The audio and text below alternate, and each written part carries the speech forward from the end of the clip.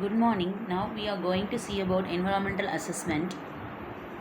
The process of environmental and social impact assessment carried out in a rigid form that describes the following steps for the assessment process. First step is the screening and scoping, and then prediction and mitigation, and then management and monitoring, and finally audit process. In detail, we see about the screening and scoping of the impact assessment process.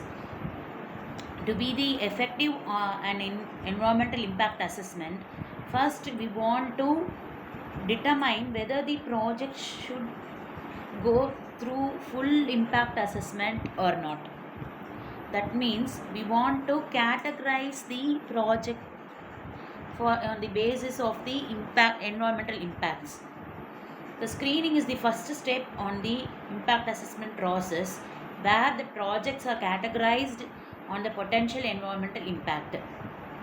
The objective of the screening is to determine whether the project requires the full EIA, that is impact assessment. Next, the methods of the screening is used by the screening threshold, that values and checklist. Next step, the definition of the scoping, that is scoping is the second step after the screening, that it is the depth of the impact assessment. If a project needs the impact assessment, the first step is scoping. This defines the issues of the environmental impacts, and it consists of the environmental parameters and level of detail to be considered in the impact assessment. The objective of the scoping is to identify the significant impacts of the environment. It involves the stakeholders for the input. In reality, screening and scoping activities overlap with each other. That methods not only provide the screening function but also identify the issues required by the assessment. In screening, the first stage is of the impact assessment.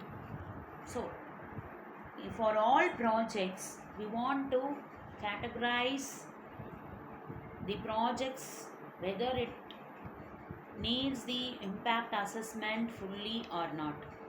So project exempt from impact assessment or gone through the process of normal authorization. If the project needs environmental assessment, next it goes for the preliminary assessment and undertake the environmental assessment in next steps. The scoping is the early in the project cycle. That same time, it outline the planning and pre-feasibility studies of the project. It is important for two reasons. First, the problems can be pinpointed in the earlier stage, that is in the planning of the project stage itself.